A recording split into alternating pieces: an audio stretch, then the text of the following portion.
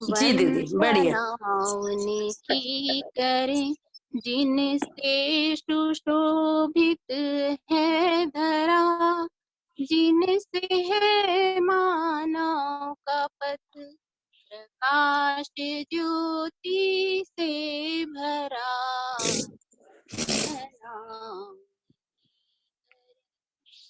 जिनसे दिशा हमको मिली नित मानवीय मार्ग की, पथ मिला निश्चित हमें थी कामना जिस मार्ग की।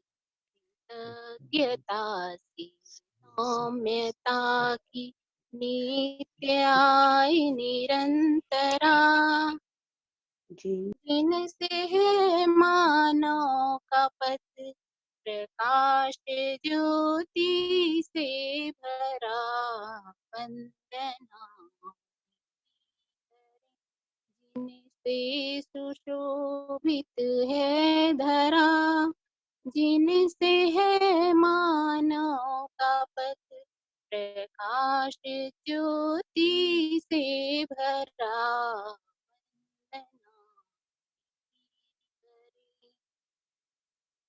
आप सभी का स्वागत है प्रातःकालीन गोष्ठी में। आज का सत्र अध्ययन बिंदु और विकल्प के सार का है। तो आज हमारे साथ योगेश भैया जी जुड़े हुए हैं। योगेश भैया का मैं परिचय कराऊं ऐसा तो मुझको नहीं लगता कि मुझमें इतनी योग्यता है या क्षमता है। आप सभी योगेश भैया जी से परिचित हैं ही। तो मैं और मुख्य रूप से हमको एक मार्गदर्शन एक बड़े भाई के रूप में हमको हमेशा मिलता ही रहा है। अगर मैं अपनी पर्सनल जिंदगी में भी देखूं तो बहुत लंबे समय से एक बड़े भाई की भूमिका में मैं योगेश भैया जी को देख पाती हूँ। तो भैया जी, योगेश भैया जी, आप सादर आमंत्रित है। आज आपका मार्गदर्शन और साथ ही साथ विकल्प और अध्ययन बिंदु का सार आपसे सुनना चाहते हैं। योगेश भैया जी। 2-3 मिनटों में इसके पूर्व का रखेंगे, अच्छा रहेगा। तो भैया उसमें मतलब एक क्रम रखना है कि क्या बातें हुई हैं ये। हाँ हाँ, थोड़ा सा 2-3 मिनट में। हाँ जी भैया। हाँ तो विकल्प और अध्ययन बिंदु हमारी गोष्ठी का मुख्य मुद्दा रहा है। इसमें सबसे पहले विकल्प पर बात हुई, जिसमें एक तो विज्ञानवाद है और एक बहुत आदर्शवाद है। दोनों को अगर हम देखें तो अस्थिरता और अनिश्चयता मूलक है और साथ ही साथ एक जो है रहस्य की ओर ले जाता है। और दूसरा जो है भौतिकवाद का प्रभाव हम देख ही रहे हैं कि ये एक प्रकृति के विनाश की ओर हम आगे बढ़ रहे हैं। तो इसका एक विकल्प हमारे पास कि स्थिरता और निश्चितता के साथ जिया जा सकता है और अस्तित्व में स्थिरता है और निश्चितता भी है। तो एक मानव भी स्थिरता और निश्चितता के साथ जिया जा सकता है, ऐसा हमारे सामने एक विकल्प बाबा जी ने प्रस्तुत किए हैं। इसमें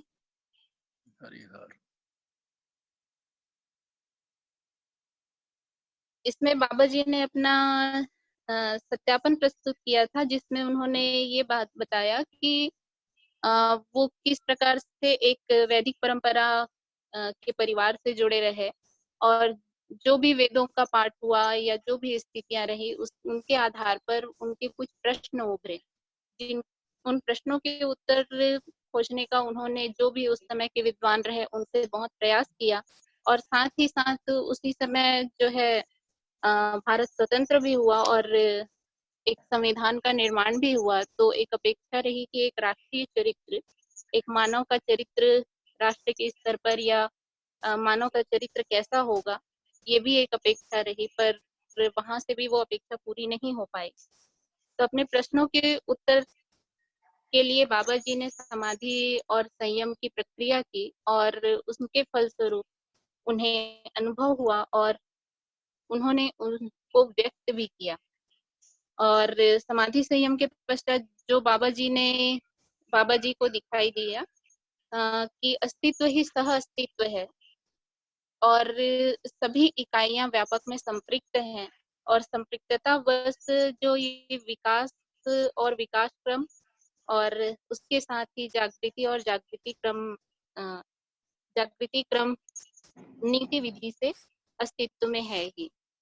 अब जो विकल्प है उस विकल्प का कार्य व्यवहार रूप कैसा होगा, इस पर बात हुई।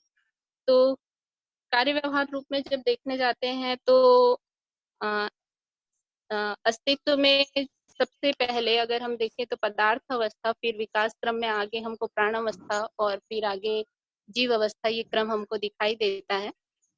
तो ये आपस में स्वयं स्फूर्त अगर उनको देखें तो वहां पर नियम नियंत्रण और संतुलन की स्थिति दिखाई देती है, लेकिन जब मानवीय हस्तक्षेप हुआ तो उस हस्तक्षेप के फलस्वरूप धरती जो है बीमार हो गई।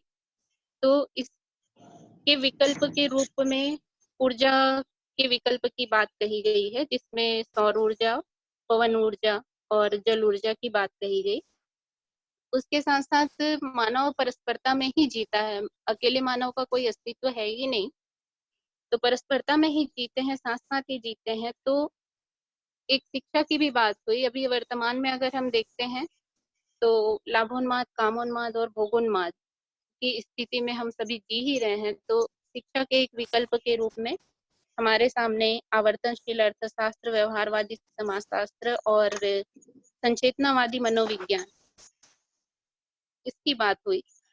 और साथ ही साथ हम परिवार में जीते हैं, संबंधों में जीते हैं। तो संबंधों में जीते हैं तो संबंधों का आधार मूल्य है। मूल्यों के साथ, स्थापित मूल्य और शिष्ट मूल्यों के साथ ही हमारा जीना होता है। परिवार के बाद हम समाज का एक हिस्सा है ही, तो समाज में भी हम जीते हैं। तो समाज में समाधान और समृद्धि पूर्वक अभय को हम प्रमाणित कर सकते हैं, जिसमें 3 एष्णाओं की भी बात हुई, पुत्रेष्णा, वित्तेष्णा और लोकेष्णा, जिसको प्रयोजन के अर्थ में प्रस्तुत किया गया है। उसके बाद आगे जो बात हुई कि हर नर नारी अपराध से मुक्ति चाहता ही है। कोई युद्ध नहीं चाहता, कोई शोषण नहीं चाहता है, इन सब से मुक्त होना ही चाहते हैं। तो मुक्त होने का रास्ता यही है कि समाधान और समृद्धि के साथ जिया जाए। समाधान और समृद्धि के साथ जीने के लिए अध्ययन आवश्यक है। तो अध्ययन का मुद्दा है कि अस्तित्व दर्शन ज्ञान और जीवन ज्ञान, एक मानव का भी अध्ययन हो जाए, अस्तित्व का भी अध्ययन हो जाए। हम परस्परता में जो उपयोगिता और पूरकता है उसको हम देख पाए, सह अस्तित्व को देख पाए, तो हमारे जीने में फिर मानवीयतापूर्ण आचरण प्रमाणित होगा ही। तो ये अध्ययन के लिए हमारे सामने, अध्ययन को सुलभ करने के लिए हमारे सामने दर्शनवाद और शास्त्र उपलब्ध हैं ही। और इसके बाद जब मानव का अध्ययन करना है ये तय हुआ, तो अब अध्ययन करना है तो अध्ययन के उद्देश्य पर भी बात हुई, जिसमें अध्ययन बिंदु पर हम आगे बढ़ते हैं। तो अध्ययन का उद्देश्य में जीव चेतना से मानव चेतना में हमारा गुणात्मक परिवर्तन हो जाए, मानवीयतापूर्ण आचरण के साथ हम जी पाए, उसी को मानव लक्ष्य की पूर्ति के साथ समाधान, समृद्धि और सहित अखंड समाज और सार्वभौम व्यवस्था में प्रमाणित हो पाए, ये जो है अध्ययन का उद्देश्य रहा।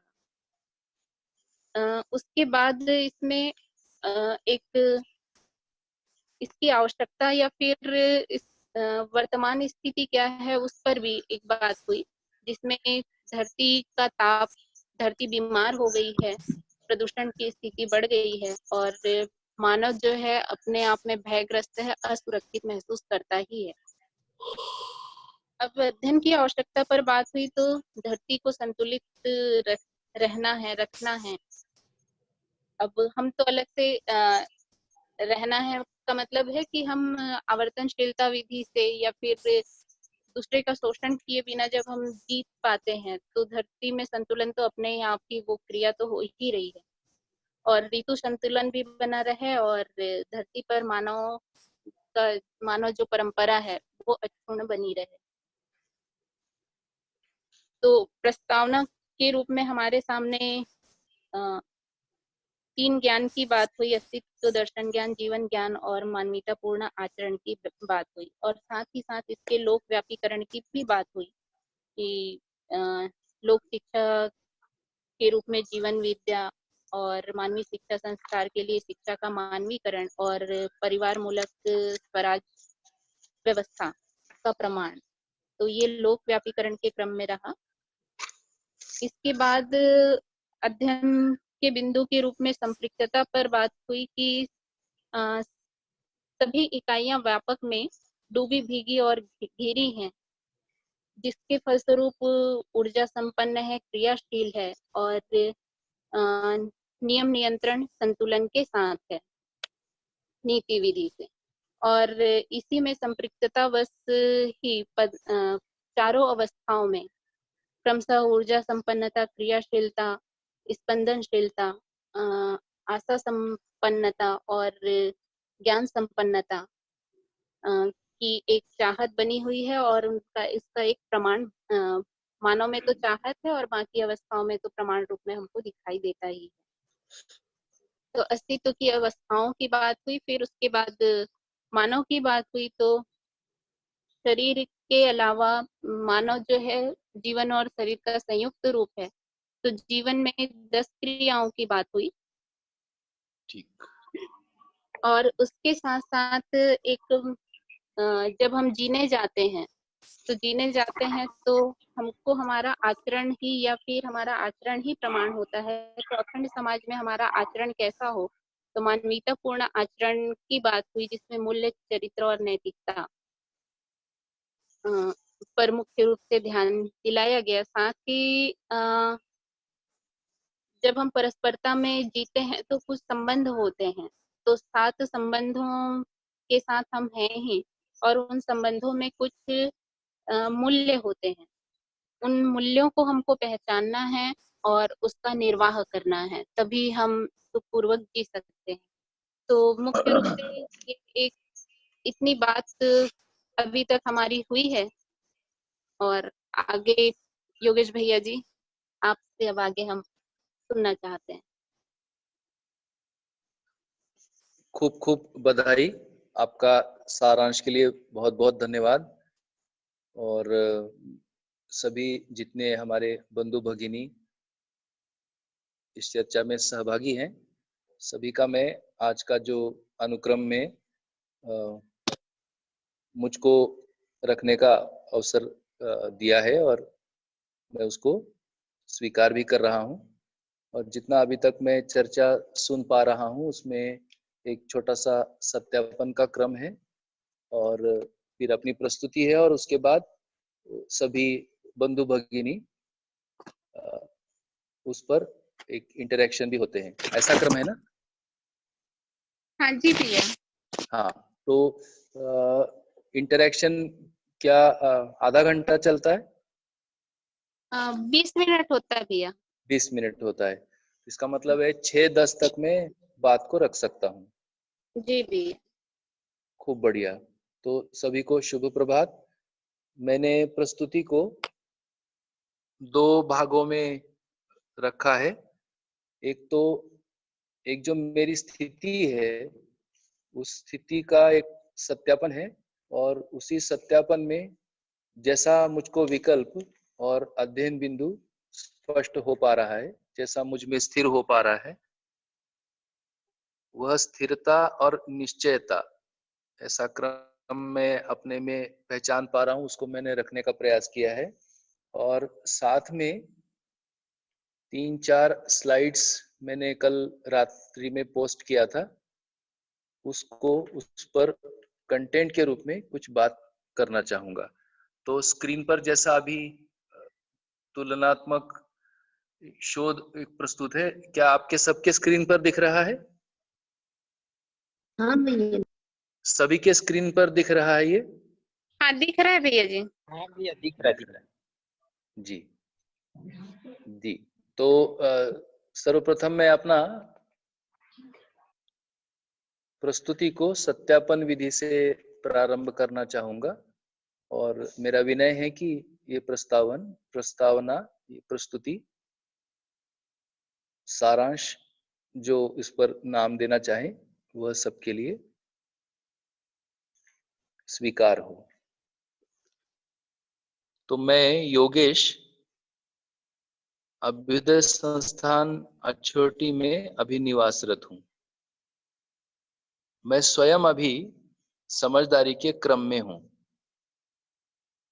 और समझ पूर्णता के लिए प्रयासी और अभ्यासी हूँ।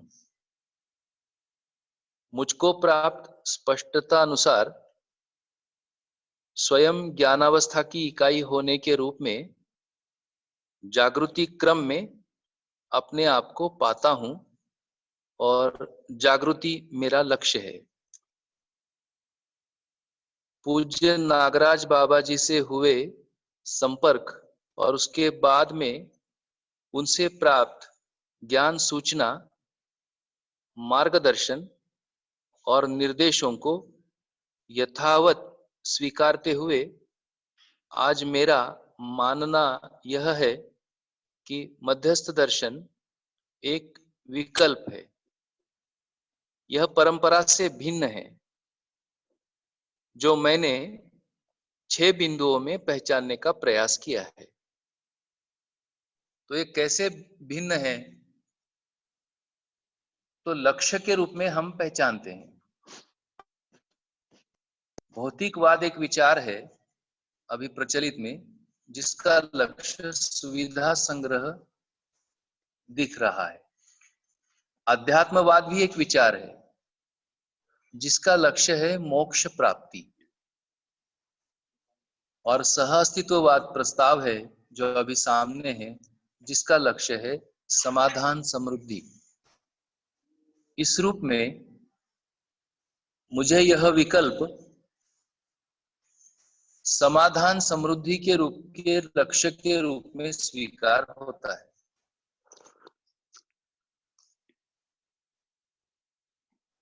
तो विकल्प की प्रस्तुति में सुविधा संग्रह और मोक्ष ये कैसे कैसे आगे बढ़ता है उस पर भी थोड़ा सा ध्यान मैंने देने का प्रयास किया है। तो इस लक्ष्य के पीछे जो मान्यता है, भौतिकवादी मान्यता, पदार्थ अस्तित्व में पदार्थ ही होने का है, जिसमें संघर्ष है और जिसमें परिवर्तन होता रहता है। आध्यात्मिक विचार में ईश्वर ही सर्वशक्तिमान है, जो कि दृष्टा, कर्ता, भोक्ता और न्यायकारी है। और सह अस्तित्ववादी प्रस्ताव के अनुसार संपृक्तता, स्वयं स्फूर्त प्रकटन, जिसमें विकास क्रम है, विकास है, रचना क्रम है, जागृति क्रम है और जागृति है, जिसकी सूचना विगत के सप्ताह में हम सबके पास आई है। अब आगे मानव का स्वरूप को कैसा देखा गया है? तो भौतिकवाद में मानव के स्वरूप को भौतिक रासायनिक वस्तु है और सब कुछ मेधस तंत्र से ही नियोजित है। ये मानव के स्वरूप को देखा गया। अध्यात्मवाद में मानव के स्वरूप को माया का स्वरूप देखा गया है और जिसका दमन होना ही आगे गति के लिए आवश्यक ऐसा माना गया। सह अस्तित्ववाद नजरिए से मानव का स्वरूप समृद्ध मेधस तंत्र युक्त भौतिक रासायनिक शरीर एवं गठन पूर्ण परमाणु अर्थात जीवन का संयुक्त रूप होने का स्पष्ट होता है। तो अब हम विकल्प का अध्ययन कर रहे हैं। तो मुझ में ये 3 बिंदुओं पर, जिसमें लक्ष्य, मान्यता और मानव के स्वरूप में सह अस्तित्ववादी नजरिया यह परंपरा से भिन्न स्पष्ट होता है और स्वीकार भी होता है, सहमत भी होता है। ये कैसे सहमत होता है? तो उसकी प्रक्रियाएं हैं। उस प्रक्रिया में भौतिकवाद का जो प्रक्रिया है, जिसमें विखंडन विधि है, यानी हर वस्तु को जानने के लिए उसका विखंडन होना एक प्रक्रिया दिखता है, और विखंडन के साथ प्रयोग विधि है, जिसमें सारी जानकारियां गणित विधि से एकत्रित करते हुए और तर्क के आधार पर प्रस्तुति का प्रयास दिखता है। यह भौतिकवादी विचार से है। अध्यात्मवादी विचार में जो प्रक्रिया है उसे साधना कहते हैं। तो साधना में यम पूरा शरीर का नियंत्रण और समाधि के रूप में इच्छा विचार आशाओं को, ऐसा शब्द बाबा जी ने, ना मुझे मेरे पास कुछ है ना मुझे कुछ चाहिए, निषेधिनी और उसको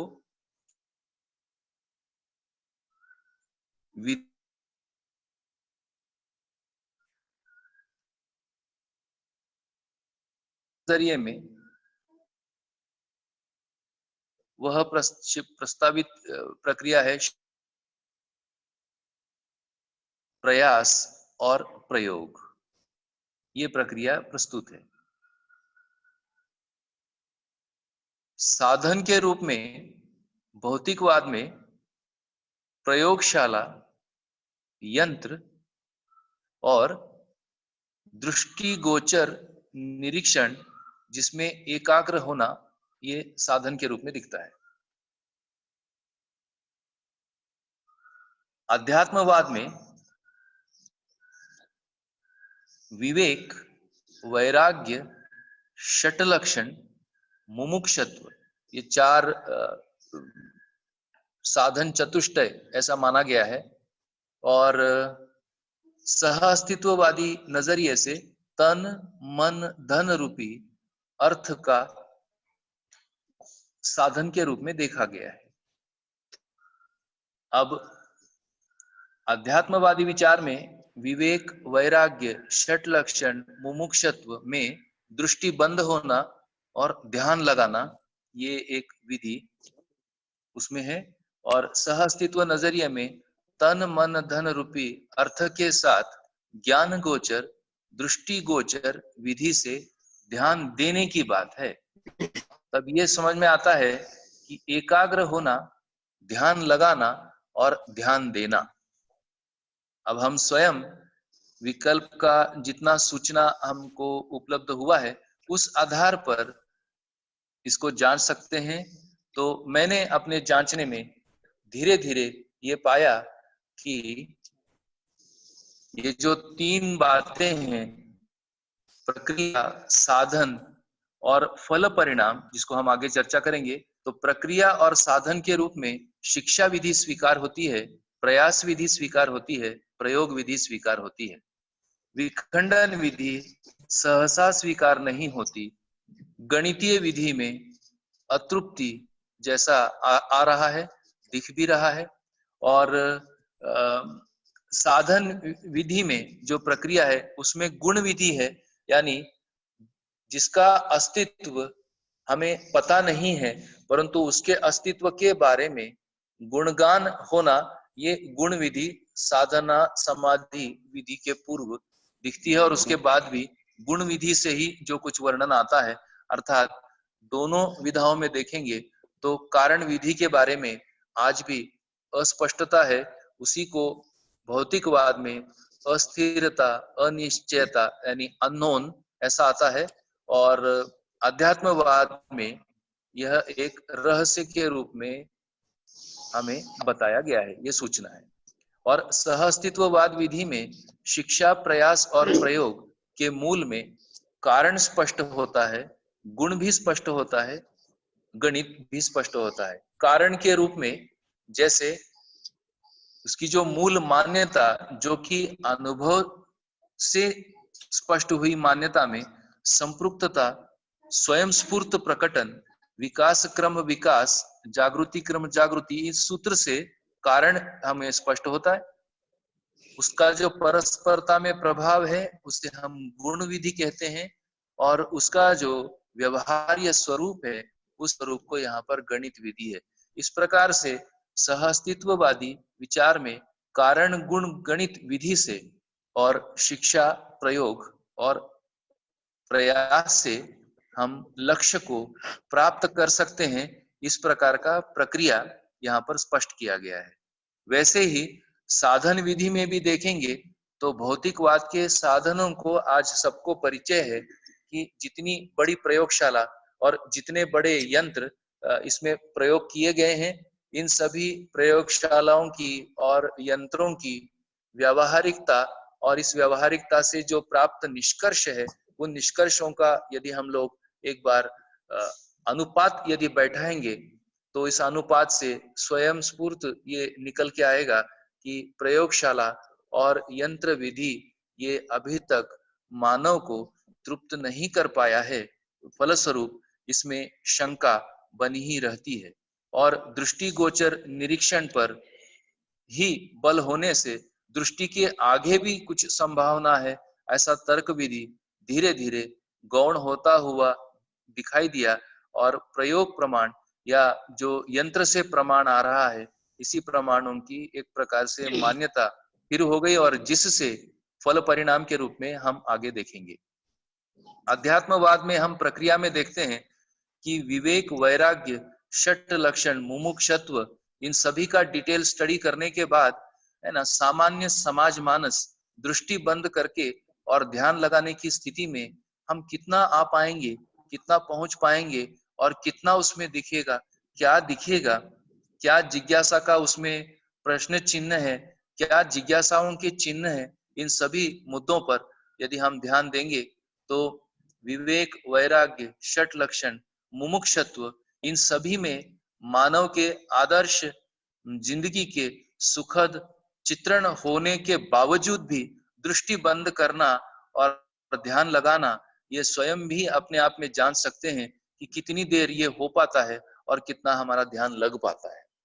तो फलस्वरूप आगे जब हम सहअस्तित्व विधि से आते हैं तो तन मन धन जो सामान्य रूप में हमको अर्थ के रूप में समझ में आता है और इसी समझ में आने को ही ज्ञान गोचर दृष्टि कहा गया, और साथ में दृष्टि गोचर यानी जो हम चर्म चक्षु से पहचानते हैं और ध्यान देने की बात यहाँ पर कही है जो सामान्य रूप में सभी मानवों को स्वीकार होती है, वैसे मुझको भी ध्यान देने वाली बात स्वीकार हो गई और ये प्रक्रिया आज जैसा जैसा अभ्यास, प्रयास और समझने में गति हो रही है, यह प्रक्रिया सुस्पष्ट हो रही है। शायद पिछले सप्ताह भर में भी जब आप इन सूचनाओं को समझ रहे होंगे तो आप सभी का भी ध्यान देने में ही अधिकाधिक मन लगा हुआ आपको भी दिखाई दिया होगा। तो भाई और बहनों, जब मैं भौतिकवाद, अध्यात्मवाद और सहअस्तित्ववाद को प्रस्तुत कर रहा हूं तो मैं प्रयास पूर्वक अभी तो यही कहूंगा कि इन दोनों विधाओं पर कोई टीका या टिप्पणी है ना, ये बात नहीं है। मुझ तक जो पहुंच पाया, मुझको जो स्वीकार हुआ, वह मैं अपनी स्वेच्छा से और जो भी मेरे पास छोटा मोटा समझ उपलब्ध है उस समझ के आधार पर मैं इसे प्रस्तुत कर रहा हूँ। हर मानव लक्ष्य को पाने के लिए स्वतंत्र है, ऐसी विधाओं पर शोध करने के लिए भी स्वतंत्र है, अनुसंधान करने के लिए भी स्वतंत्र है। तो ऐसे मैंने स्वयं को भी एक शोधरत मानव के रूप में पाया और जब ये सहअस्तित्ववादी विचार इस प्रकार से इन बिंदुओं से जब मेरे को स्पष्ट हुआ तो स्वाभाविक रूप से आज मैं ये कह सकता हूँ कि सहअस्तित्ववादी विचार से प्रस्तुत लक्ष्य, मान्यता, मानव का स्वरूप, प्रक्रिया, साधन, ये मुझको स्वीकार हुआ और इस पर चलने के लिए मेरी अभी गति हो रही है। अब आगे फल परिणामों के एक बार नजर डालते हैं। तो फल परिणामों में हम यह देखते हैं कि मानव परंपरा में अस्थिरता और अनिश्चितता ये एक सिद्धांत के रूप में टिकता हुआ दिख रहा है। यानी अस्तित्व में सब कुछ अस्थिर है, सब कुछ अनिश्चित है, इस प्रकार का मान्यता और इसके जो प्रमाण इसको प्रस्तुत किया गया है और शिक्षा विधि में आया, और फलस्वरूप मानव में अस्थिरता और अनिश्चयता की स्थिति में मानव में एक उन्माद त्रय उभरता हुआ दिख रहा है। परिवार में विघटन जैसी स्थिति है, समाज में शासन तंत्र है और विवेक विहीन विज्ञान आज जिसका हमें बोलबाला भी दिखता है और सामने भी दिख रहा है। शेष प्रकृति में जब हम स्रोत को देखते हैं, तीन अवस्थाएं जिसमें हस्तक्षेप होता हुआ दिखता है और जिसका इन अवस्थाओं का आंशिक उपयोग मानव कर पाया, परंतु सदुपयोग और प्रयोजन अभी भी अज्ञात है भौतिकवादी विचार में। और इसी क्रम में धरती का तापग्रस्त होना, प्रदूषण व्याप्त होना, जैसा कि सूचना अध्ययन बिंदु के पूर्व अभी जो प्रस्तुतकर्ता बहन थी उनके वक्तव्य में ये आया हुआ है। मानव की स्थिति यदि हम आकलित करें तो मानव होते हुए भी दीनहीन और क्रूर ऐसा व्यवहार करता हुआ मानव, पशु मानव, राक्षस मानव के रूप में एक स्वयं में ही अस्वीकार्य की स्थिति में मानव अपने आप को पाता है। ये अस्वीकार्य की स्थिति ही विकल्प अपेक्षा के रूप में आज हम सभी मानव अपने आप को भौतिकवादी विचार को अपनाने से कोई विकल्प उपलब्ध है क्या, इस अपेक्षा में आज सर्व मानव की वांछा और इच्छा हम सबको दिखाई दे रही है। अध्यात्मवादी विचार में जब हम फल परिणामों पर देखते हैं तो परंपरा में, मानव परंपरा में रहस्यता और एक अव्यक्त अनुभूति की चर्चा हमें रूढ़ होती दिखती है। यही चर्चाएं हम सुनते हैं कि ये बताया नहीं जा सकता, इसकी तो अनुभूति ही करनी होती है और ये रहस्य में ही एक प्रकार से सुख है। इस तरह का एक परंपरा में, समाज मानस में इनका चर्चा है और ऐसा मान्यता भी है। तो इसका फल परिणाम मानव में क्या देखा? आस्थाएं पनपी। परिवार में व्यक्तिवाद यानी इस रहस्य वाली स्थिति, अव्यक्त अनुभूति से कुछ आदर्श जो साधना विधि में जो आदर्श आए, यम नियम, और ये सभी आदर्शों से एक व्यक्तिवादी रूपी आदर्श मान्यताएं परिवार में प्रकट हुई और समाज में अब इसका मतलब हुआ व्यक्तिवाद का कि ऐसा दूसरा कोई हो नहीं सकता। इस प्रकार से परिवार में व्यक्तिवाद बना हुआ है और समाज में समुदायवाद यानी किसी आस्था विशेष को मानने वाले समुदाय, और इन सभी समुदायों में एक प्रकार से अपराध बोध भी सूक्ष्म रूप में होता हुआ दिखता है। यही अपराध है कि मानव पापी है, अज्ञानी है, स्वार्थी है। इस प्रकार का एक अपराध बोध लिए और ऐसे अपराध के बोझ में और समुदायवाद पनपता हुआ दिखता है। विवेक और विज्ञान कुछ कुछ आंशिक रूप में आता है, पर इस सब में अपूर्णता भी दिखाई देती है, क्योंकि चुप रहने की विधि होने से इस पर कोई प्रश्न हो नहीं सकते, इस पर कोई तर्क नहीं हो सकता, इस पर कोई मानव की बुद्धि चल नहीं सकती, क्योंकि मान्यता में ईश्वर ही सब कुछ है, सर्वशक्तिमान है, जो कि दृष्टा है, करता है, भोगता है और न्यायकारी है। इस प्रकार से एक स्थिति मानव में, मानव समाज में दिखाई दे रही है। अब यही फल परिणामों के रूप में जो प्रस्तुत है सहअस्तित्ववादी विचारों में, और यही हम सबको अब यहाँ से जांचना शुरू करना है। जो भी हम मानव, बधु भगिनी, परिवार है ना, इसका हम अध्ययन कर रहे हैं, तो मानव परंपरा में इसमें स्थिरता और निश्चयता सहज आचरण की प्रस्तावना है। और क्या ऐसा स्थिरता और निश्चयता हम अपने आप में पाते हैं, वह एक स्थिति जांचने की है। मानव में विश्वास की स्थापना, ये भी जांचने का बात है। परिवार मानव यानी परिवार में परिवार मानव के रूप में परिवार व्यवस्था में भागीदार, और समाज में समाज मानव के रूप में समाज व्यवस्था में भागीदार, जिसमें कुशलता, निपुणता और पांडित्य संपन्नता। तो हम सबका सौभाग्य रहा कि ये ये जो फल परिणाम है, ये फल परिणाम हमने पूज्य बाबा जी के पूरे व्यवहार में जितना हमें अवसर मिला उनके साथ रहने का, हमने उनमें विश्वास को देखा, उनके वक्तव्यों में, मार्गदर्शन में स्थिरता और निश्चयता, सहज आचरण को प्रकट होते हुए देखा। पूज्य बाबा जी के परिवार में वे स्वयं परिवार में व्यवस्था में भागीदारी करते हुए दिखे। उम्र की 87 वर्ष तक स्वयं परिवार में जो उन्होंने श्रम का एक स्वरूप तैयार किया था, उस श्रम के स्वरूप से और स्वयं की आजीविका सहित और शेष परिवारों के कर्तव्य और दायित्व निर्वाह करते हुए परिवार मानव के रूप में हमने बाबा जी को लगभग जितने भी लोगों को अवसर मिला है सभी ने देखा है। समाज मानव के रूप में आज हम जिस अभ्युदय संस्थान से हम बात कर रहे हैं, उसकी स्थापना से लेकर तो देश भर में जितनी भी सामाजिक स्तर पर ये स्थापनाएं हुई, उन सभी में बाबा जी का सक्रिय सहभाग समाज मानव के रूप में और कुशलता, निपुणता, पांडित्य संपन्नता के साथ लगभग हर व्यक्ति उनसे कुछ कुशलता सीखा, हर व्यक्ति उनसे निपुणता सीखा है और हर व्यक्ति ने बाबा जी के पांडित्य का बोध अपने में लेने का प्रयास किया है। तो फलस्वरूप मैं ये जो भी अभी स्पष्ट कर पा रहा हूँ, मेरी सारी स्पष्टताएं, मेरे सारे तर्क मैं बाबा जी के चरणों में और इसको प्रस्तुत करता हूँ और ऐसा मैं करते हुए अपने आप को गौरवान्वित भी महसूस कर रहा हूँ। शेष प्रकृति में जैसा अभी इन दो विचारधाराओं में देखा, तो सहअस्तित्व विचारधारा में क्या दिखता है, तो स्रोत यथावत है, शेष तीन अवस्थाओं का स्रोत यथावत है और जिसका उपयोग, सदुपयोग और प्रयोजनीयता ज्ञात है।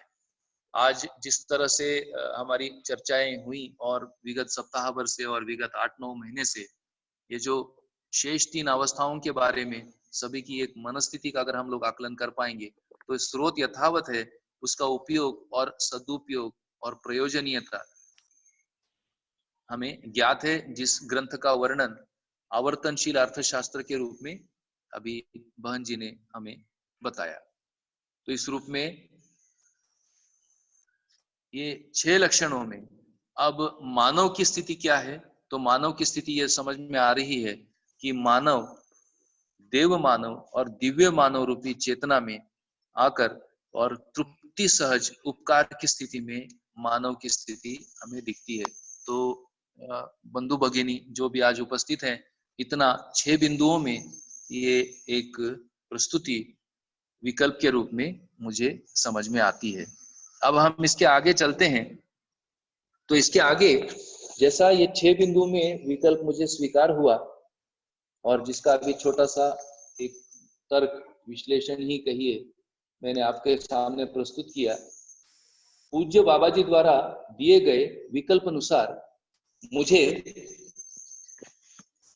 पूर्णता के अर्थ में जितना समझ में आया है उतना जीना ही विकल्प है, ये मुझे स्पष्ट हो रहा है।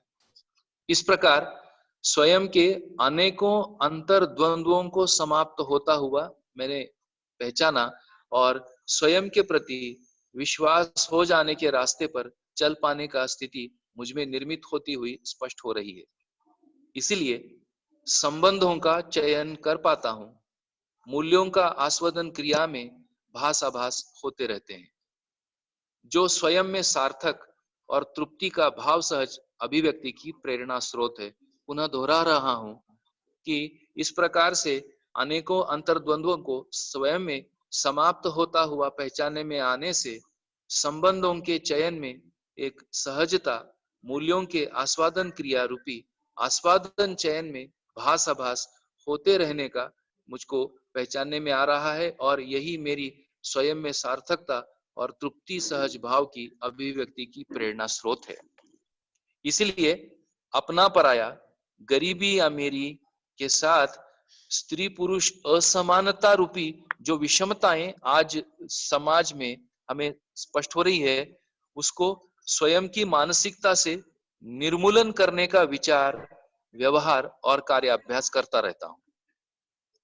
मेरा अभ्यास अब मानव लक्ष्य जीवन मूल्य के क्रम में पहचान पा रहा हूं और पूर्णता में जीवन मूल्य मानव मूल्य की पूर्णता सहज ये अनुमान होता है। तो सूत्र है यहाँ पर विकल्प का जो सारांश है, जो जीने में जो सूत्र है वह है मानव लक्ष्य प्रमाणित होने से जीवन मूल्य प्राप्त होते हैं, जीवन मूल्य प्रमाणित होने से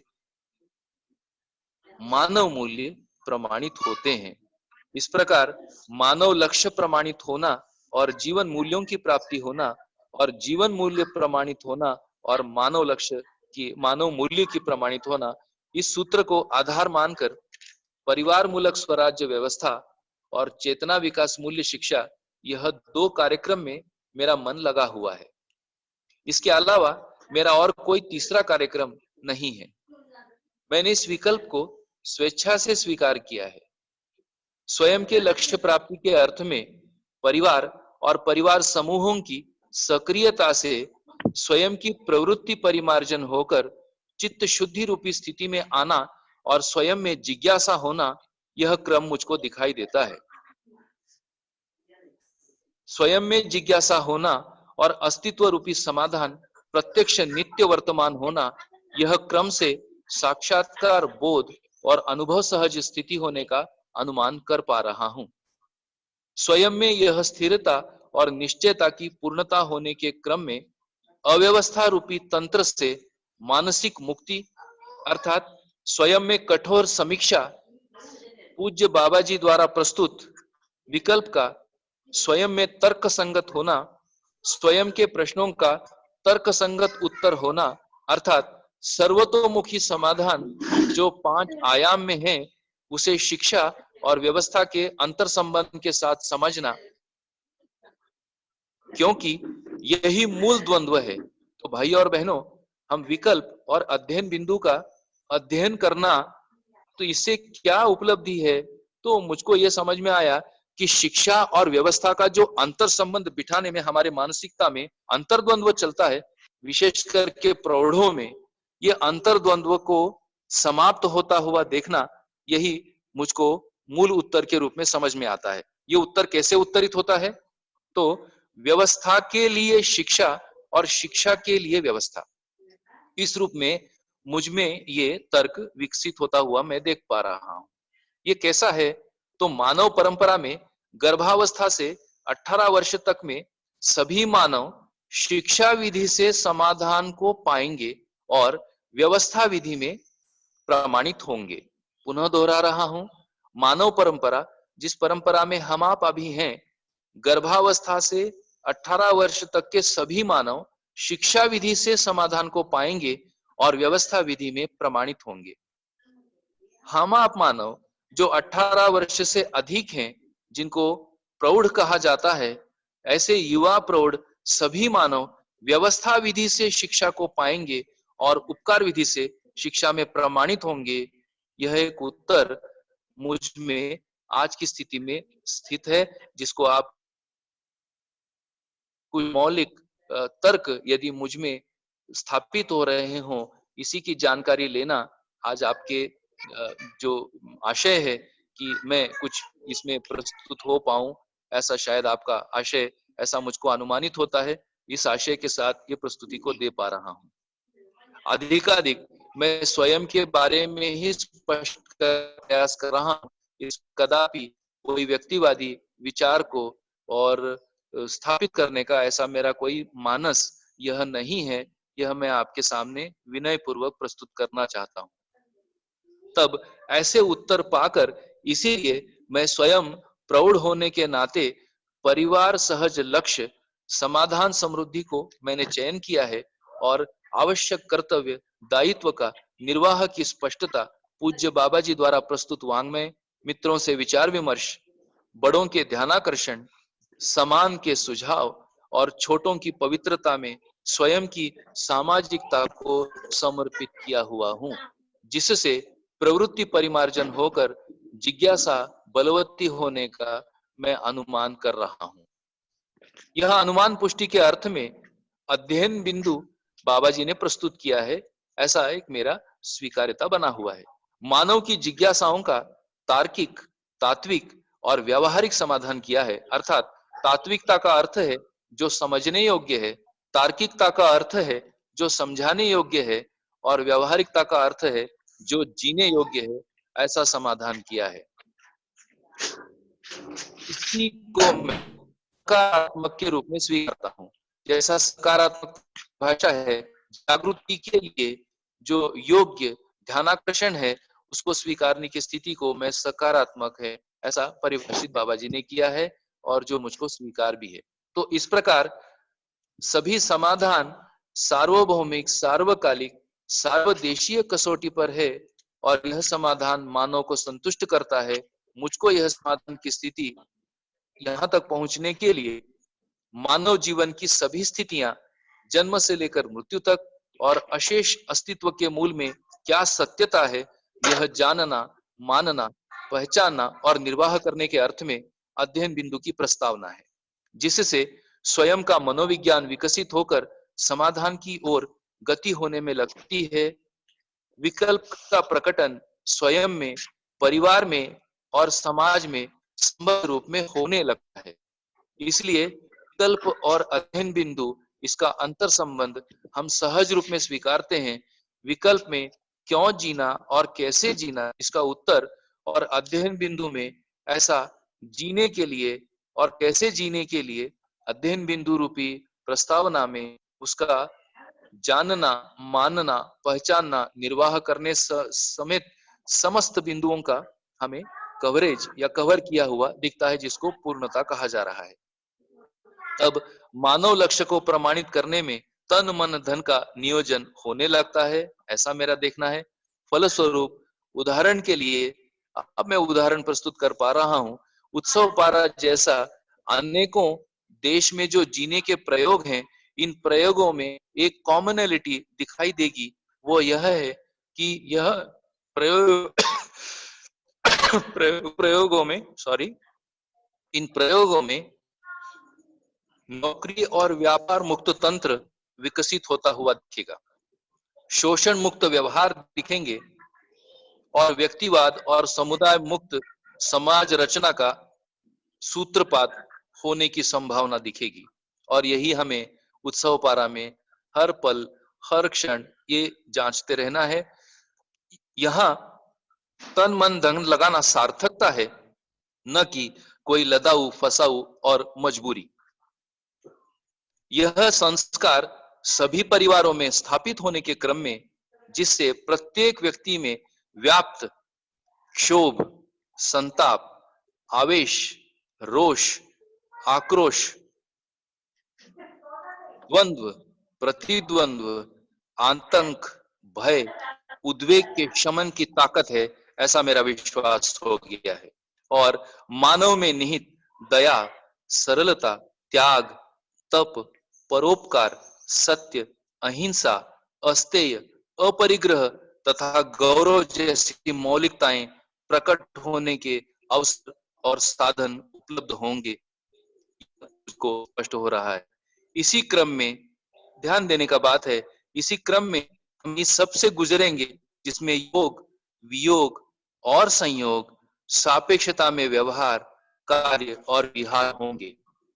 इस प्रकार से यह पूरा विकल्प और अध्ययन बिंदु का एक सार रूप, इसमें जो मौलिकताएं हैं, ये मौलिकताएं मेरे विश्लेषणों में स्थिर होती हुई मुझको दिखाई दे रही हैं। अब इसमें मैं कुछ बिंदु अब आपके सामने रख रहा हूं अध्ययन बिंदु के रूप में। विकल्प के रूप में हमने देखा 6 बिंदुओं में मैं उसको रख पाया। अभी ये 13 बिंदु हैं अध्ययन के लिए, है ना। सभी आप उससे सूचनाओं से गुजरे हैं, बस इनको एक बार अच्छे से श्रवण होना है, और शब्द बाबा जी के ही हैं।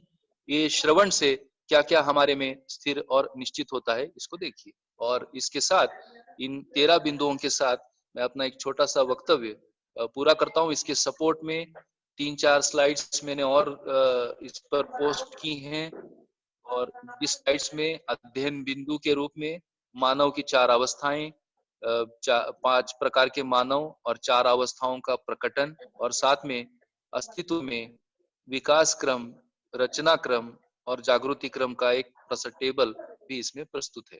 तब अंतिम प्रस्तुति में इन 13 बिंदुओं को थोड़ा ध्यान से सुनने का अभ्यास करते हैं। मैं आशा कर रहा हूं सभी कनेक्टेड हैं। बिंदु क्रमांक 1, अध्ययन बिंदु का सारांश। बिंदु क्रमांक 1, अस्तित्व स्थिर, विकास निश्चित है। अस्तित्व में स्थिति गति अविभाज्य है। बल स्थिति में और शक्ति गति में है। अर्थात अस्तित्व के बारे में, स्थिरता के बारे में, विकास के बारे में हमें स्पष्ट होना है। स्थिति गति के बारे में, बल और शक्ति के बारे में हमें स्पष्ट होना है। सत्ता में संपृक्त अर्थात ऊर्जा में संपृक्त अनंत इकाई रूपी प्रकृति अस्तित्व सर्वस्व है। संपूर्ण प्रकृति के जड़ और चैतन्य ये दो भाग हैं। चौथा बिंदु, चैतन्य प्रकृति में मनुष्य व मनुष्यतर जीव हैं। पांचवा बिंदु, जड़ प्रकृति में पदार्थावस्था व प्राण अवस्था है। छठवां बिंदु, पदार्थावस्था में जितने भी प्रजाति के परमाणु रासायनिक अणु रचना के लिए आवश्यक हैं, उससे वह समृद्ध होते तक अपने में परमाणु के रूप में विकासरत रहता है। यह हमें स्पष्ट होना। सातवां बिंदु, समृद्ध पदार्थावस्था के अनंतर ही प्राणावस्था की समृद्धि, प्राणावस्था के अनंतर जीवावस्था की समृद्धि, जीवावस्था के अनंतर ज्ञानावस्था में मनुष्य का सहअस्तित्व के रूप में वर्तमानित होना इस धरती पर प्रमाणित है। आठवां बिंदु, जागृति पूर्णता और उसकी निरंतरता होना लक्ष्य है। अब जो शेष 13 बिंदु हैं उसमें क्या हमें करना है, इसका रास्ता बाबा जी ने सुस्पष्ट किया है। एक बार ध्यान से सुनते हैं भाई और भगिनी। इसी से जो मेरा पूर्व में जो वक्तव्य में जो एक क्रम जागृति का एक रास्ता, एक पथ जो मेरे तक में समाया है, इसका आधार ये 4 बिंदु हैं। तो बिंदु क्रमांक 9 वापस शुरू करते हैं। जागृति पूर्णता और उनकी निरंतरता होना यह हमारा लक्ष्य है। जागृति क्रम में अखंड सामाजिकता और सार्वभौम व्यवस्था मानव परंपरा में होना इसलिए आवश्यक है कि मानव को जागृति का अवसर सहज सुलभ हो सके। अब हम सबको जो भी हम प्रयोग अभी उत्सव पारा के रूप में कर रहे हैं, इस उत्सव पारा के प्रयोग के पीछे की मानसिकता इस अध्ययन से स्वतः स्पष्ट होगी कि जागृति क्रम में अखंड सामाजिकता और सार्वभौम व्यवस्था मानव परंपरा में होना इसलिए आवश्यक है कि मानव को जागृति का अवसर सहज सुलभ उपलब्ध हो सके। 10, परमाणु में विकास होता है। विकास क्रम में चैतन्य पद प्रतिष्ठा अथवा जीवन पद होना पाया जाता है। 11, जीवन गठनपूर्ण परमाणु है जिसकी निरंतरतावश जीवन का शाश्वत होना पाया जाता है। 12, जीवन जागृति क्रम में, पुनः दोहरा रहा हूं, ऐसा जीवन जागृति क्रम में सर्वतोमुखी समाधान व प्रामाणिकता को प्रमाणित करने के क्रम में जीवन सदा प्रयासशील है।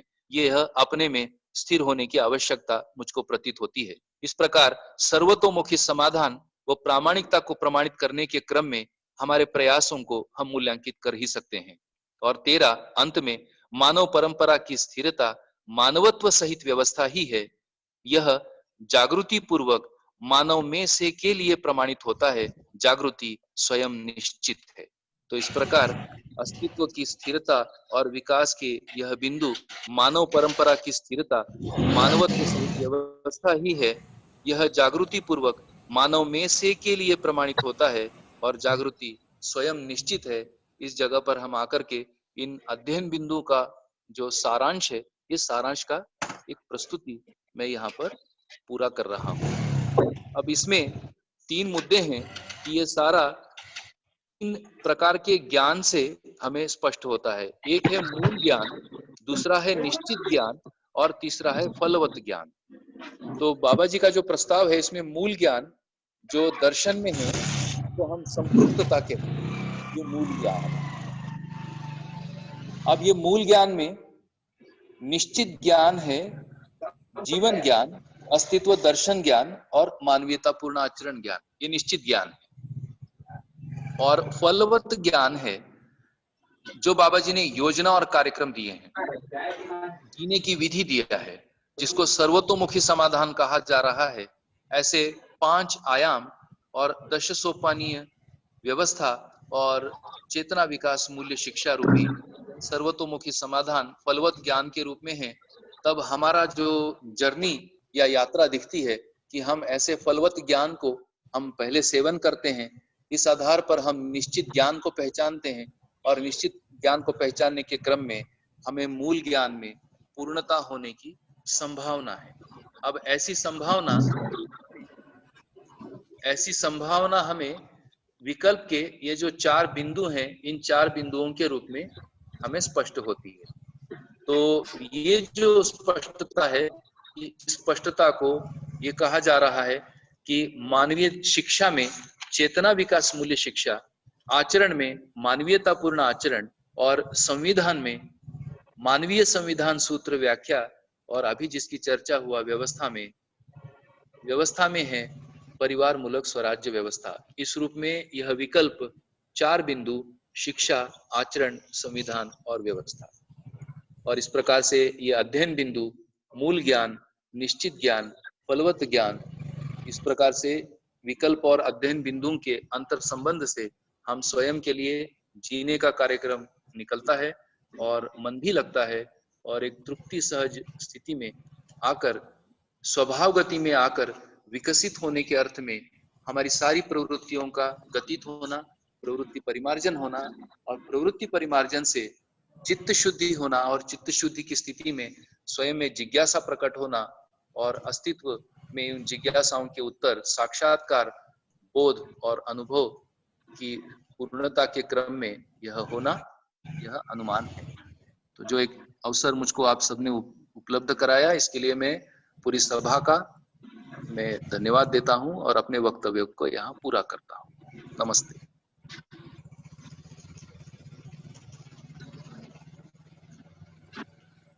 बहुत बहुत धन्यवाद भैया जी, आपने विकल्प और अध्ययन बिंदु का एक साथ हम सब के लिए अध्ययन के लिए जो सहायक होगा ये आपने प्रस्तुत किया है। आगे के क्रम में अभी हमारे जितने भाई बहन जुड़े हुए हैं, तो अभी भैया जी ने जो प्रस्तुति दी है और हम तक कौन सी बात पहुंच पाई है, हमारा ध्यान किन बिंदुओं पर चला गया, तो इसको एक फीडबैक के रूप में सभी भाई बहन रखेंगे।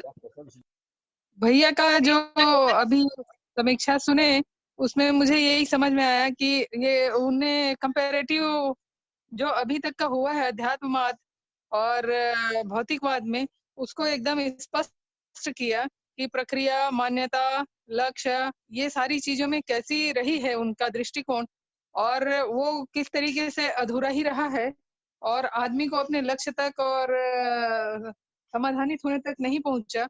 तो उसी के पूरा अनुसंधान करके बाबा जी ने जो विकल्प दिया है वो कैसे उन अधूरेपन को पूरा करता है, उसके बारे में पूरा उन्होंने बताया। फिर इसका जो कंटेंट, प्रक्रिया, अब जो विकल्प दिया गया है वो विकल्प कैसे व्यवहारिक हो पाएगा, वो प्रक्रियाओं के बारे में उन्होंने बताया।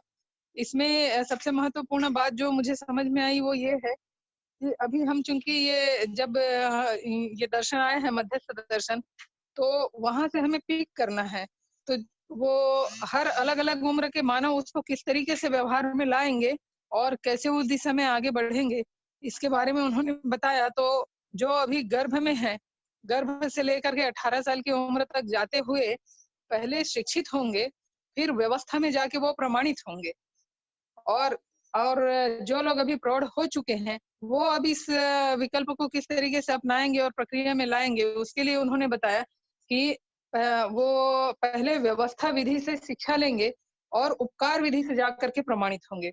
इस तरीके से ये विकल्प पूरा होगा और मानव अपने लक्ष्य तक पहुंचेगा।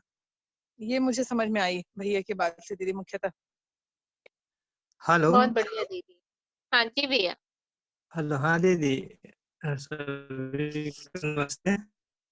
नमस्ते भैया।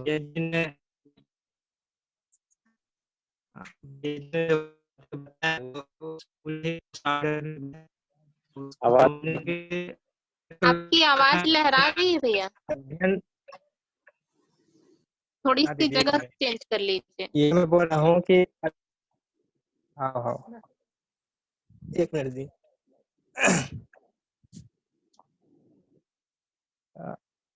हेलो, हाँ जी हाँ भैया, दीदी, जी जो भैया ने जो बताया तो ये अध्ययन के और विकल्प का अध्ययन बिंदु और विकल्प का पूरे सार्थकता, या उन्होंने ये कहा कि अपने अभी तक का जो अनुभव किए हैं एक स्लाइड में प्रस्तुत किया, तो उसमें से एक बिंदु मेरे को छू गया है। वो है कि अभी तक के अस्तित्व में जो डिजाइन बना है, तो अभी तक जो चल रहा है अध्यात्मवाद और भौतिकवाद और सह-अस्तित्ववाद, तो ये कारण गुण गणित के रूप में होते हुए दिखता है। तो अगर मैं अध्यात्म की बात करता हूँ, तो अध्यात्म में जो समाधि और वैराग्य की स्थिति रहा, तो वहीं पे भौतिकवाद में विखंडन के रूप में दिखते हैं। तो इसमें कोई प्रकार का शिक्षा प्रयास लक्षण प्रयोग नहीं हुए। भौतिकवाद में देखते हैं तो प्रयोग तो हुए, लेकिन ये विखंडन की स्थिति में है, कारण और गुण का पता नहीं चला। तो अभी जो सह-अस्तित्ववाद आया, उसमें ये उभर के आया जिसमें एक शिक्षा है, एक प्रयास है, प्रयोग।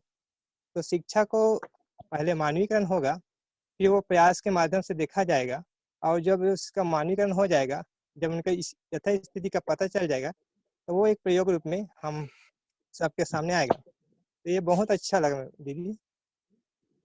ठीक है दीदी, हेलो, नमस्ते। नमस्ते भैया। ठीक है दीदी, इतना। बिलासपुर से। जी भैया।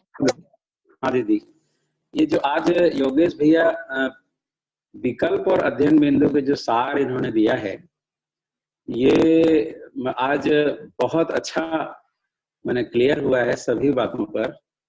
एक तो भौतिकवाद और आध्यात्मवाद और सहअस्तित्ववाद, इन तीनों पर जो 6 बिंदुओं में जो उन्होंने अपनी तुलनात्मक अध्ययन को रखा है, उसमें लक्ष्य भी है और जो हम लोगों की मान्यता रही वो भी है। तो और स्वरूप भी उन्होंने बताया।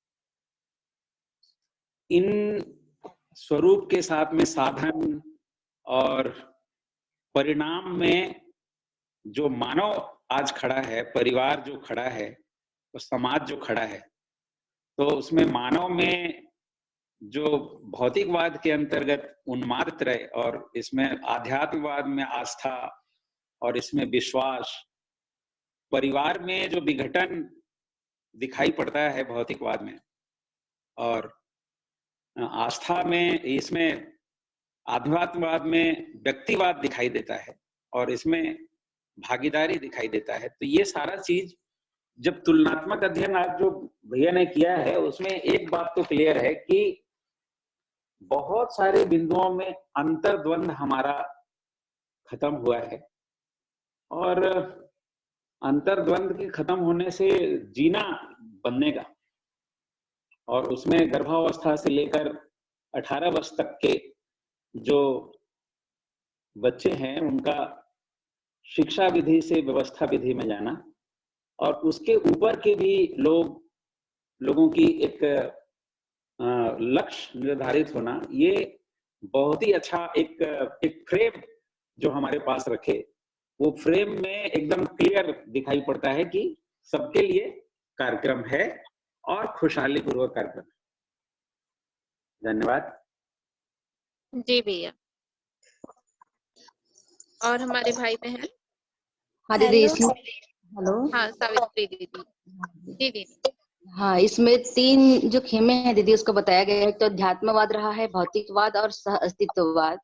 तो अध्यात्मवाद में यदि देखा जाए तो भक्ति विरक्ति या रहस्य की ओर ले जाते हुए देखी है। इसमें कर्मकांड और उन तमाम प्रक्रियाओं से गुजरने के बाद भी मानव को एक मानवीय परंपरा की व्यवस्था बन पाए, ऐसा आज तक दिखा नहीं है। और यदि ईश्वर को भी जानने गए तो वो भी रहस्य में चला गया। लेकिन विगत के लिए भी धन्यवाद कि मानव में एक मानवीय आचरण कैसे आ पाए, उसके लिए दिशा दिखाया, लेकिन पूरा नहीं हो पाया। उसके बाद धीरे धीरे भौतिकवाद आया। भौतिकवाद में यंत्र को ज्यादा महत्व दिया गया और लक्ष्य जो है सुविधा संग्रह तक गया, और सुविधा संग्रह में भी आदमी को तृप्ति का कोई आधार नहीं मिला। आज जो वो भोग विलास बहुभोग की ओर गया और आदमी उससे दुखी प्रताड़ित हुआ। विकल्प के रूप में बाबा जी ने मध्यस्थ दर्शन सहअस्तित्ववाद के रूप में दिया है, और इस सहअस्तित्ववाद में जो स्पष्ट दिया गया है कि धरती के 700 करोड़ आदमी अपराध मुक्त होकर कैसे जी सकता है व्यवस्था में, इसके लिए शिक्षा और प्रक्रिया क्या होगी, इनको लिखित रूप में दर्शनवाद और शास्त्र के रूप में दिया है। और उनका जब अध्ययन करने में हम लग पाते हैं, अपने मन तन धन को हम कहाँ पर लगा पाए और मानवतापूर्ण आचरण में जीने के लिए ऐसी शिक्षा और व्यवस्था में हम अपनी भागीदारी कर पाए, इसकी स्पष्टता को भैया ने बढ़िया से रखा। स्वयं में बहुत सारे अंतर्द्वंद चलते रहते हैं जिसके कारण हम पीड़ित होते रहते हैं, लेकिन मानव लक्ष्य और जीवन लक्ष्य की स्पष्टता होने पर जागृति के लिए प्यास बनती ही है। और उस स्थिति में ये देख पाते हैं कि हम ऐसी एक व्यवस्था तैयार हो पाए, अब हम उसमें जी पाए, इसके लिए अपने आप को कितना लगा पाते हैं, इस बात को रखने का भैया ने प्रयास किया। ठीक है दीदी, धन्यवाद। हेलो सभी को नमस्ते, प्रणाम। मामा जी जो बताए हैं ना मौसी जी, उसमें मुझे ये लगा कि जो भौतिकवाद है ना, उसमें अविवेकपूर्ण विज्ञान रहा, उसमें विखंडन की प्रक्रिया रही, उसमें तर्क वितर्क गणितीय विधि रही, और जो आदर्शवाद है ना व्यक्तिवाद रहा उसमें। और सहअस्तित्ववाद में सहअस्तित्व के साथ ही सब कुछ है, उसी के साथ में जीना है, सहअस्तित्व के साथ में ही आगे बढ़ना है। जागृति हर चीज सहअस्तित्व के साथ ही होगा, मानवीय आचरण हर चीज। ये विकल्प बहुत अच्छा लग रहा है मौसी जी, बस इतना ही बोलना चाहती हूँ। हेलो हेलो, बहुत बढ़िया बेटा। हाँ दीदी नमस्ते। हाँ दीदी। नमस्ते दीदी। हर मानव कोई न कोई लक्ष्य को पाने के लिए कार्य करता है, जिससे भौतिकवाद में सुविधा संग्रह, अध्यात्मवाद में मोक्ष प्राप्त करना, वहीं पर अस्तित्व में समाधान समृद्धि प्राप्त करना है, तो हमें विकल्प को स्वीकारना अत्यंत आवश्यक है दीदी। यही मुझे समझ में आया। हेलो, बढ़िया दीदी। हाँ जी दीदी। ठीक है दीदी। हाँ जी दीदी, बहुत बढ़िया। और हमारे भाई बहन? हाँ, मैं सुनील कुमार बिलचंदन बचेली से। हाँ जी भैया। हाँ जी। हाँ, तो ये मानव केंद्रित चिंतन जो है स्वीकार्य है, और मेरा तन मन धन जो है सदुपयोग सुरक्षा ग्राम स्वराज्य साकरी के लिए होगा। धन्यवाद। नीलमणि दीदी, सुनीता दीदी। अनूपपुर से लाल बहादुर बोल रहा हूँ। जी भैया। दीदी, भैया ने बहुत बढ़िया सार दिया है इसको, तीनों बात का। पर और ये के डिजाइन के रूप में तो मुझे लगता है कि सही है जो शुरू कर रहे हैं। पर मैं भैया से पूछना चाहता हूँ कि जो हमारा जो दूसरा वो है अध्यात्म वाला, अध्यात्म दर्शन से जो वर्तमान में हमारे यहाँ चल रहा है, तो मुझे ये लगता है कि हो सकता है कि हमारे यहाँ पर उसके अंदर में जो सूत्र है अध्यात्म के अंदर में, उनको हम सही तरीके से नहीं समझ पाए, इसलिए गड़बड़ कर रहे हैं। उसको भी अगर सही तरीके से समझ लेते हैं तो ये सहअस्तित्व दर्शन जैसी चीजें निकल करके आती हैं। तो ये इस टाइप का जो डिजाइन है वो जो शुरुआत कर रहे हैं, या पूरा एक कंसाइज उसमें दिया हुआ है, पर जो इसी व्यवस्था में रह रहे हैं, क्या वो जो हमारा जो दर्शन है उसी दर्शन को सही तरीके से समझ करके नहीं इन लक्ष्यों को प्राप्त कर सकते हैं क्या भैया? हाँ भैया, बढ़िया भैया, है ना। इस पर हम लोग ऐसा कर सकते हैं कि अभी जितने प्रश्न आ रहे हैं मैं नोट कर रहा हूँ, और उसको अपन एक सत्र में, है ना, इस पर अपन क्लैरिफाई करेंगे। क्योंकि खूब अच्छा भैया। क्योंकि वर्तमान दर्शन की भी बहुत सारी चीजें मैं जैसे देखता हूँ, और जब मैं उसके ऊपर में चिंतन करता हूँ तो लगता है कि अरे यही बात तो इसमें भी बोली हुई है, यही बात तो इसमें भी कही गई। मतलब सहअस्तित्ववाद और हमारा जो दर्शन है उसके अंदर में कोई अंतर नहीं है। अंतर इस चीज का है कि हम हमारे ही दर्शन को सही तरीके से नहीं समझ पाए हैं, और लोग उसको ना कर्मकांड में और सारी चीज सीमाओं में बांध करके उसको संकीर्ण या अधूरा स्वरूप दे दिया है। ठीक बात है। तो इस पर अपन एक अच्छा है ना एक डिस्कशन अपन कर सकते हैं, और क्या मौलिक अंतर है पहले उसको पहचानते हैं, और जो अभी प्रचलित दर्शन है उन दर्शनों में क्या सिमिलरिटीज है, क्या अंतर है, ये एक अच्छा डिस्कशन का पॉइंट है भैया। चर्चा के लिए स्वागत है भैया। तो मैंने नोट किया है और हम लोग इसको चर्चा में ले आएंगे भैया। ठीक है भैया, और वेलकम भैया, वेलकम भैया, वेलकम। ये भैया जो बोले उसमें मैं भी बहुत सोचती थी भैया, तो मुझे एक चीज समझ में आई, पता नहीं कितना सच है। जो अभी तक जितना एक्सरसाइज रहा था और जो भी रहा था उसमें एक कमी थी, वो सर्व मानव के लिए नहीं था। जैसे शिक्षा पद्धति के बारे में ही मैंने जब सोचा, तो जो हम अभी पद्धति सोच रहे हैं इसका ये था पहले से विचार में और चल भी रहा था, लेकिन वो कुछ लोगों तक सीमित था, सर्व मानव के लिए नहीं था और सार्वभौमिक नहीं था, इसलिए शायद वो परंपरा में नहीं बनी, ऐसा मेरे को समझ में आया। इसी तरीके से बहुत सारी चीजों में मुझे कुछ इस तरीके से समझ में आए थे। नहीं दीदी, वो अपन ने बना दिया, अपन ने बांध दिया ना कि सर्वमानव के लिए नहीं है, अलग अलग है, ये है करके, जबकि हमारे दर्शन में ऐसा नहीं है कि सर्वमानव हाँ, मतलब के लिए व्यवस्था, नहीं है। पर वो हम लोगों ने गलत नहीं तरीके से समझा है। मतलब व्यवस्था उसको, हाँ, उसको चलाने वाले जो मानव हैं उन हाँ लोगों हाँ ने जी उस दीदी, तरीके से किया कि वो सार्वभौमिक और सर्वमानव के लिए नहीं हो पाया, इसलिए उसकी परंपरा हाँ नहीं हाँ चल पाई, हाँ, ऐसा मुझे समझ में आया। हाँ मतलब ये चीज जी आ रही कि चीज तो सही दी हुई है, पर उसको इंटरप्रेट करने वाले जो लोग सत्ता पे बैठे रहे या जिनका प्रभुत्व रहा, उन लोगों ने उस तरीके से सार्वभौमिकरण नहीं होने दिया चीजों का। मतलब व्यक्तिवाद और तो समुदायवाद में, हाँ उसी में, इसीलिए बाबा जी ने उसको इतने अच्छे से फ्रेम किया है कि ऐसी कोई स्थिति ना बन पाए, ऐसा मेरे को समझ में आया। उसमें जो उसमें सही कमी बात रह बोले गई है जी उससे दीदी। कुछ अलग नहीं हाँ सुशीला दीदी जी। दिया उनकी है, ऐसा समझ में आया हाँ मुझे। हाँ सुशीला दीदी।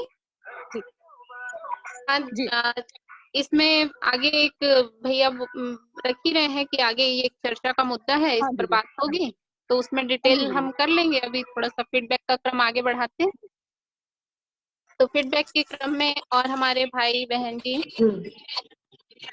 हेलो, हाँ हाँ तो दीदी रखिए। वही जो सभी लोगों ने बोला, भौतिकवाद, वाद, अध्यात्मवाद और सांस्कृतिकवाद। तो भौतिकवाद और अध्यात्मवाद में अस्तित्ववाद का जो मूल्यांकन किया, वो मतलब सत्यापन हमारा कैसा हो, मतलब स्पष्टता होना अध्यात्मवाद, भौतिकवाद और सहअस्तित्ववाद में, ये समझ में आया। और दूसरा जो शिक्षा व्यवस्था बताया, तो जो मानवीय परंपरा है वो शिक्षा व्यवस्था से ही आएगी, इस पर इसका लोकव्यापीकरण इसी से होगा, ये समझ में आया। और अध्ययन बिंदु के लिए जो 13 बिंदु लास्ट में बताए, वो लगा कि हमें श्रवण और पठन के द्वारा कैसे मतलब अध्ययन में कैसे मन लगाना है, ये समझ में आया। मतलब ये बिंदु जो दिए वो ये लगा, अच्छा लगा भैया, तो मतलब हमारे लिए सहायक होगा। बस दीदी इतना। बहुत बढ़िया दीदी। और आगे के क्रम में हमारे भाई बहन। हाँ दीदी, मैं बोलना चाहूंगी। हाँ हेलो, मीता दीदी। हाँ सभी को नमस्कार। इसमें दीदी जो मुझे ध्यान देने लायक, मेरे लायक लगा कि स्वयं को जांचने की, इससे हम अपनी स्थिति का पता लगा सकते हैं, और उसके लिए कार्यक्रम तो भैया स्पष्ट रूप से रखे ही हैं, और वो मुझे अच्छा लगा। और जो ज्ञान के बारे में नहीं जान रही थी, वो जो 3 ज्ञान है वो ठीक बात है। और इसमें जो और भैया जो बताए हैं कि गर्भ से 18 वर्ष के बच्चों के लिए भी थी और हमारे प्रौढ़ों के लिए भी थी, तो ये हमारे लिए व्यवस्था में जीकर प्रमाणित होने के लिए उपकार करने की विधि, और जो है अपने स्वयं के निरीक्षण के बिंदु, ये मुझे बहुत अच्छा लगा है। जी दीदी। भट्ट भैया जी, नीलमणि दीदी। हेलो, हाँ जी दीदी, ललिता दीदी। हाँ दीदी, इसमें एक बात ये समझ में भैया ने जो चीजें बताई हैं, तो ये सारी चीजें उन्होंने सार रूप में ही बताई हैं हमको, लेकिन इन सब चीजों को जब भी हम प्रैक्टिकली करने जाएंगे, तो जैसे अभी गुड्डू भाई बोल रहे थे, लाल बहादुर भाई बोल रहे थे, यही चीजें मेरे दिमाग में हमेशा से चलती थी। पर एक बात क्लियर होती है कि हम जिस परिवेश में रहते हैं वहां पर इन चीजों को वास्तव में प्रैक्टिकली करने के लिए वैसी परिस्थितियां नहीं है, न मानसिकता है। इसलिए यदि हम इन चीजों को कुछ ऐसा अनुभव भी करना चाहते हैं, या प्रैक्टिकली जब तक हम इस व्यवस्था में उतरते नहीं हैं, तब तक हमको इन चीजों के समाधान मिलना नहीं है, क्योंकि हम एक गलत नहीं, क्या कहना चाहिए, एक दूसरे परिस्थिति में हम किसी आदर्श स्थिति की बात कर रहे हैं। तो उसका मूल्यांकन तो जो लोग जिस परिस्थिति में उसी आधार पर करेंगे, तो वो हमारा सही से मूल्यांकन नहीं कर पाएंगे। इसलिए बस एक ही सूत्र समझ में आता है कि यदि हमें जो 18 वर्ष से कम वाले उम्र के बच्चे तो शिक्षा व्यवस्था से व्यवस्था को समझ पाएंगे, पर जो हम जैसे लोग बड़ी उम्र के लोग हैं 18 वर्ष से अधिक वाले, उनको इस व्यवस्था में उतर के उस शिक्षा का लोक व्यापीकरण करना आवश्यक है। और इसके लिए इसी तरह की फील्ड में, इसी तरह के माहौल में, इसी तरह की व्यवस्थाओं में हमको सक्रिय रूप से अपने आप को जांचने के एक अवसर मिलता है, और उसी के लिए हम प्रयासरत हैं। बस दीदी यही कहना चाहती हूँ। हेलो। धन्यवाद। हाँ जी भैया जी। हाँ दीदी, मैं प्रवीण वर्मा अभनपुर से। नमस्ते सबको। नमस्ते भैया। हाँ जी दीदी, इसमें मानव की स्थिति दिया हुआ है वहाँ पर, तो जो भौतिकवाद है उसमें पशु मानव राक्षस मानव कहा गया है, तो ये समझ में आता है कि वहाँ केवल आहार और भौतिक साधन को माना गया था। उसके बाद में जैसे अध्यात्मवाद में दिया है कि महापुरुष और साधना की अपेक्षा, तो मेरे इसमें प्रश्न है कि अभी हम वर्तमान में देख रहे हैं जिसको हम महापुरुष कह रहे हैं या ईश्वर कह रहे हैं, तो महापुरुष उसको माने हैं क्योंकि वो हमसे भिन्न है, या उनका व्यवहार अलग है, या उन्होंने हमसे कुछ उत्कृष्ट किया है, लेकिन वो हमारे में नहीं आ पाया है उनका जो जीवन है जिसको हम महापुरुष माने हैं। लेकिन इसमें एक प्रश्न है कि साधना में अपेक्षा किया गया है, तो अपेक्षा क्यों नहीं? ये मैं इसको जानना चाह रहा था, जिज्ञासा है ये। हाँ योगेश जी भैया भैया, जी। इसका भी उत्तर हो सकता है इस मुद्दे का।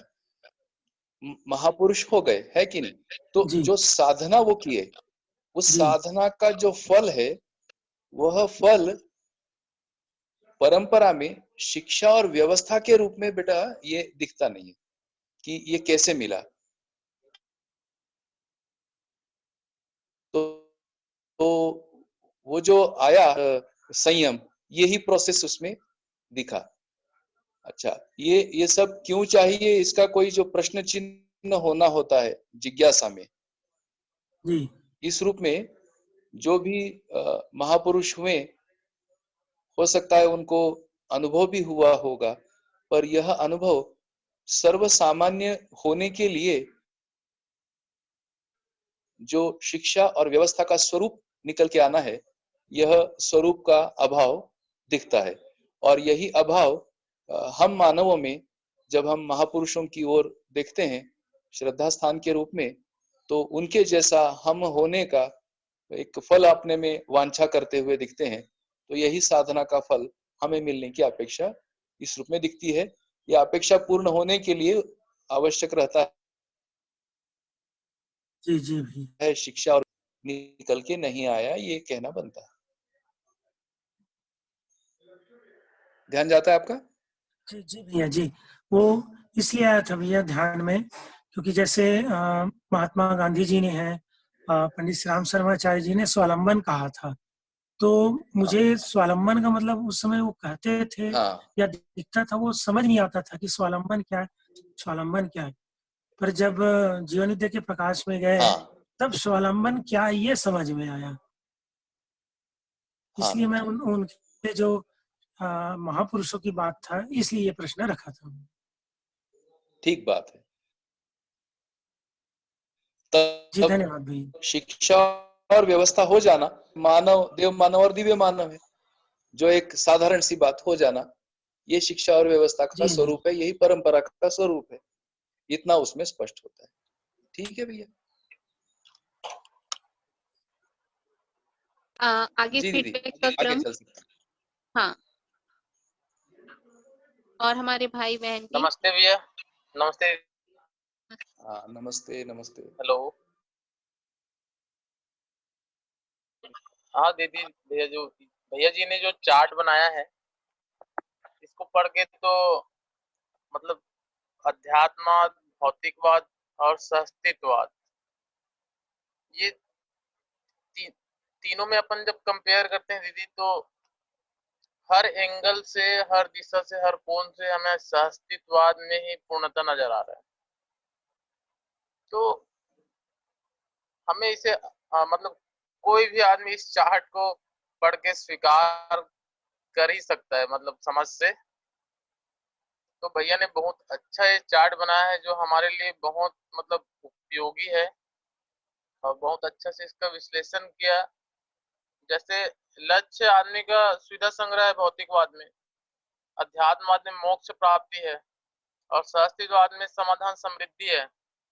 तो जब समाधान और समृद्धि हमारे पास है तो सुविधा और संग्रह और जो मोक्ष है ये तो उसमें समाया ही हुआ है। जब अपन समाधान होते हैं तो मोक्ष कैसे प्राप्त करना है और सुविधा संग्रह कितना करना है ये तो मिल ही जाना है इसमें। तो बहुत ही अच्छा मतलब रहा भैया का प्रस्तुति, और ठीक इतना ही मैं कहना चाहूंगा। ठीक है भैया। जी भैया। और हमारे साथी? हेलो। हाँ जी भैया।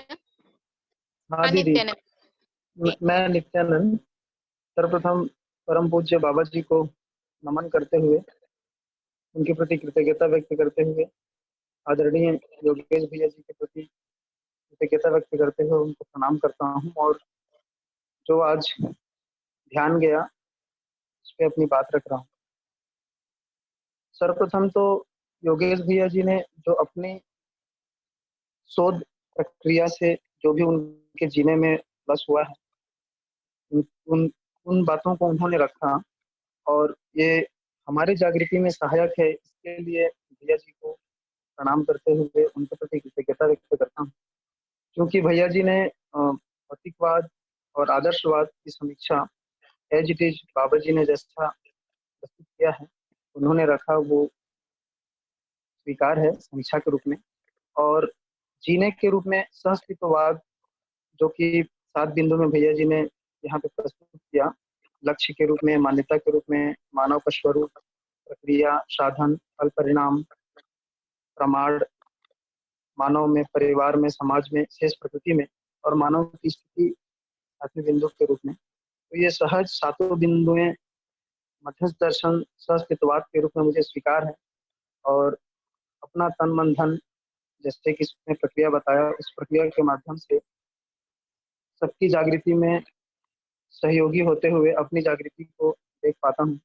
तो इस अर्थ में अध्ययन प्रक्रिया भी भैया जी ने काफी अच्छे से रखा। तो सारी बिंदुएं जितनी स्पष्टता के साथ थी उसमें और स्पष्टता आई। इन्हीं बातों के साथ मैं भैया जी को पुनः प्रणाम करता हूँ। जी भैया जी।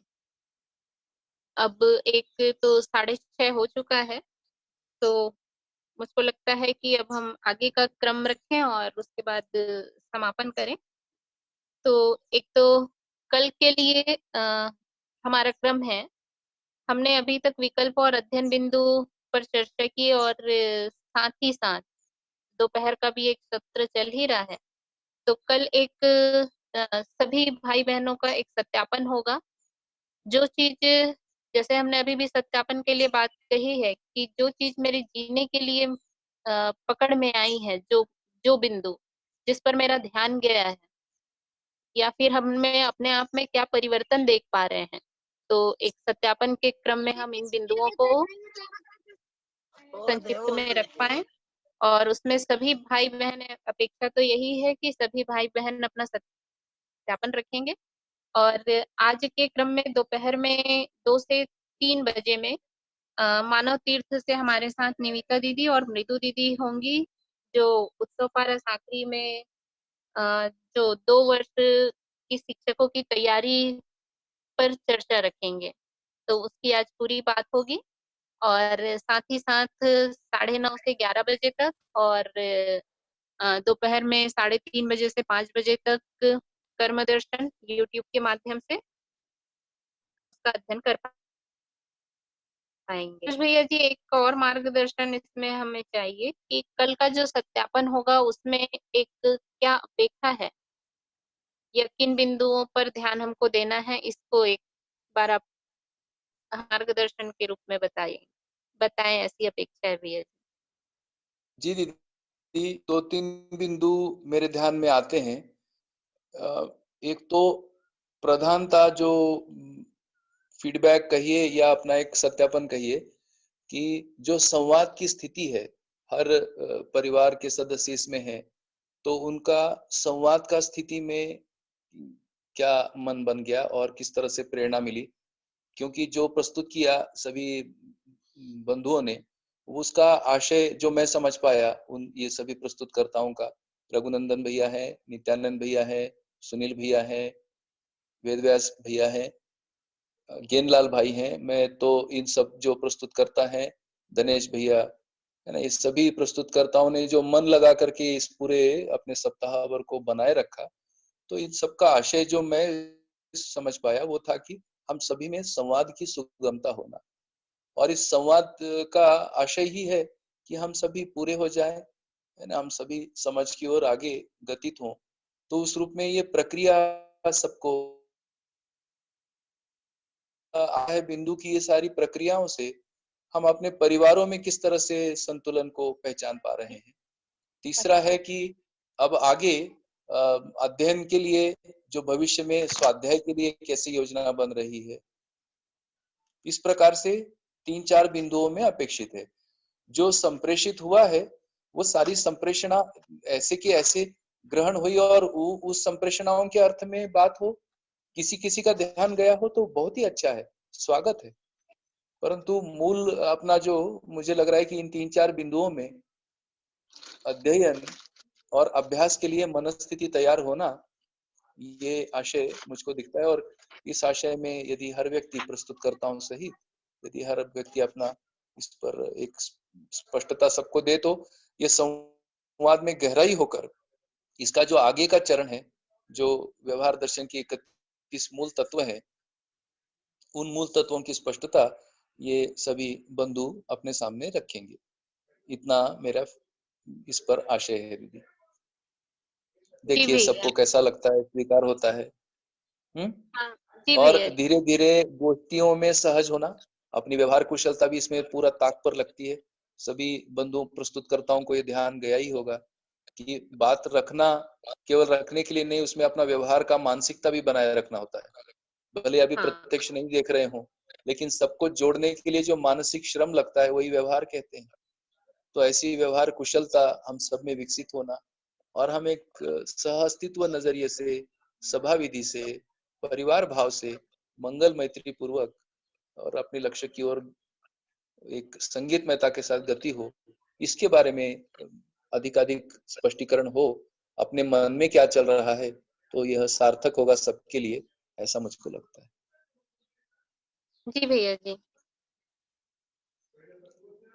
तो सभी तक तो ये बातें, सारी बातें पहुंच चुकी है। तो कल हम सभी सत्यापन के लिए तैयार रहेंगे। कल पूरा सत्र सत्यापन का ही होगा, और हम समय को ध्यान में रखते हुए सभी को अवसर उपलब्ध हो पाए, और हम सभी अपनी बातों को भी रख पाए। तो एक समय सीमा को भी ध्यान में रखते हुए सभी अपना एक सत्यापन तैयार रखेंगे, और कल हम सभी प्रस्तुत होंगे।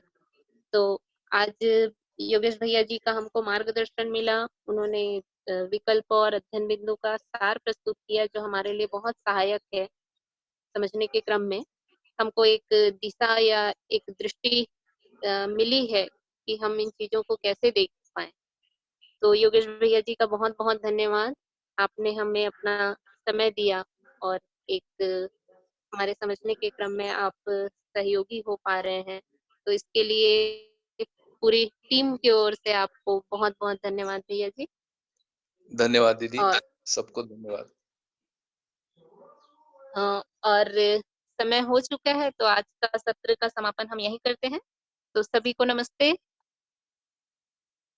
नमस्ते दीदी, सबको नमस्ते।